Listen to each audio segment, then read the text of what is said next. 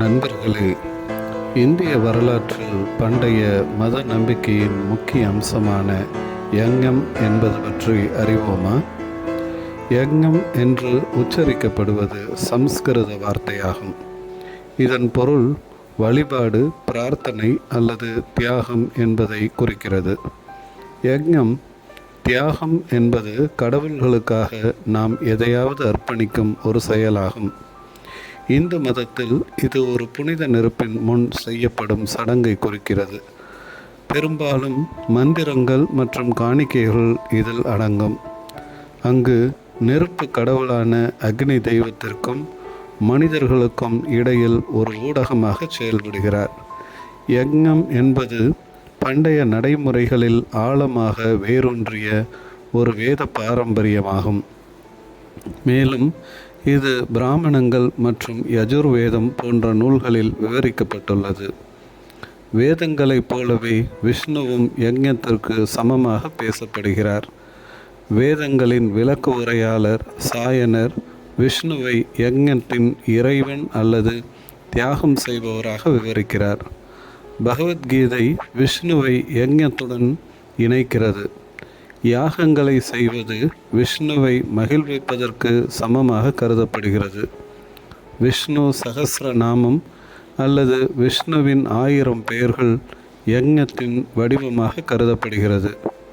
யக்ஞம் என்பது அடிப்படையில் தியாகம் அல்லது காணிக்கை சடங்காகும். இது பெரும்பாலும் நெய், தானியங்கள் மற்றும் பிற பொருட்களை புனித நெருப்பில் காணிக்கையாக செலுத்துவதை குறிக்கிறது.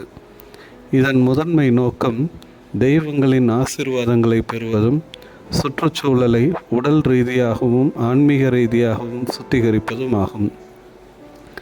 வேதங்களின் அடிப்படையில் 1000க்கும் மேற்பட்ட வகையான யக்ஞங்கள் உள்ளன. அவை அனைத்தும் வெவ்வேறு நோக்கங்களுக்காக செய்யப்படுகின்றன. பகவத்கீதையில் கிருஷ்ணர் 4வது அத்தியாயத்தில் பல்வேறு வகையான யக்ஞங்களை குறிப்பிட்டுள்ளதாக சொல்லப்படுகிறது.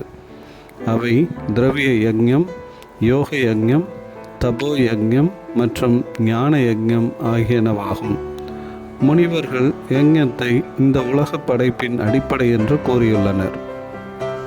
ஒரு யக்ஞம் ஹோமம் அல்லது ஹவானம் என்றும் அழைக்கப்படுகிறது.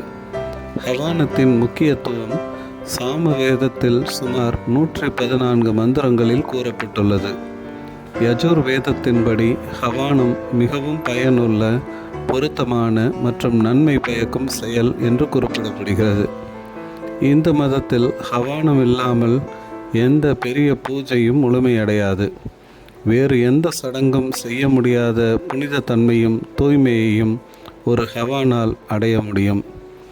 வேதங்களின்படி மோட்சம் அல்லது சுய உணர்தலை அடைவதற்கான ஒரே வழி யக்ஞம் அல்லது காயத்ரி மந்திரம் மட்டும் என நம்பப்படுகிறது.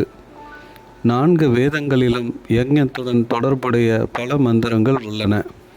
யஜுர்வேத மந்திரத்தின்படி யஜு தேவ பூஜ சங்கதிகரண தனேஷு 3 அம்சங்களான தேவ பூஜை, சங்கதிகரணம் மற்றும் தானம் ஆகியனவற்றை குறிப்பிடுகிறது.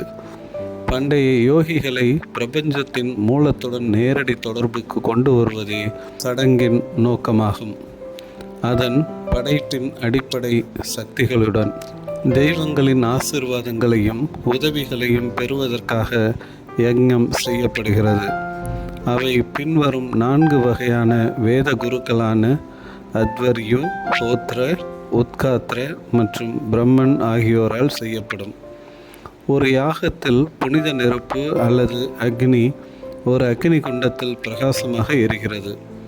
ஒரு யாகத்தில் செய்யப்படும் பிரார்த்தனைகள் மற்றும் காணிக்கைகள் கடவுளை நேரடியாக அடைந்து நித்திய ஆசீர்வாதங்களை அடைவதற்கான ஊடகமாக மாறும் என்று பல நூற்றாண்டுகளாக நம்பப்படுகிறது. அன்றாட யக்ஞங்கள் மற்றும் புராண யாகங்கள் என்று யக்ஞம் 2 வகையாக பிரிக்கப்படுகிறது. அன்ன சுத்தி எனப்படும் உணவை சுத்திகரித்தல், தன சுத்தி எனப்படும் செல்வத்தை சம்பாதித்தவுடன் அதில் ஒரு பகுதியை தானம் செய்தல், தியானம் மற்றும் அக்னிஹோத்திரம் ஆகியன அன்றாட யக்ஞங்கள் ஆகும்.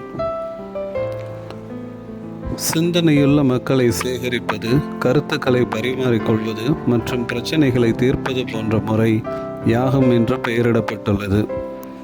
இதில் ராஜசூயம் என்ற யாகம் யுதிஷ்டிரன் செய்தது போல இந்த யாகம் 33 மாதங்கள் எடுத்துக்கொண்டு அனைத்து வகையான அரசியல் வெற்றிக்காகவும் செய்யப்படுவது.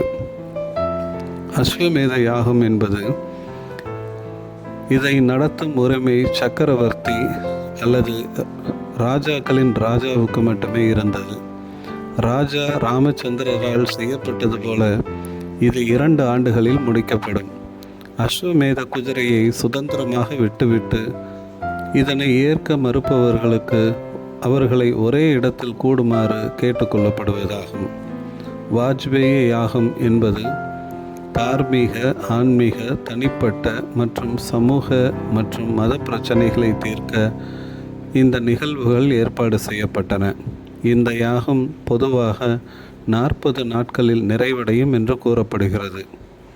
அனைவரும் மேற்கொள்ள வேண்டியது என குறிப்பிடப்படும் இந்த யாகங்கள் ஒரு சிலரை மட்டுமே முன்னிலைப்படுத்துவது கவனிக்கப்பட வேண்டியதொன்றாகும். நன்றி. தொடர்ந்து இணைந்திருப்போம். லைக் பண்ணுங்கள், ஷேர் பண்ணுங்கள். புதிய காணொளிகளை பெற சப்ஸ்கிரைப் பண்ணுங்கள்.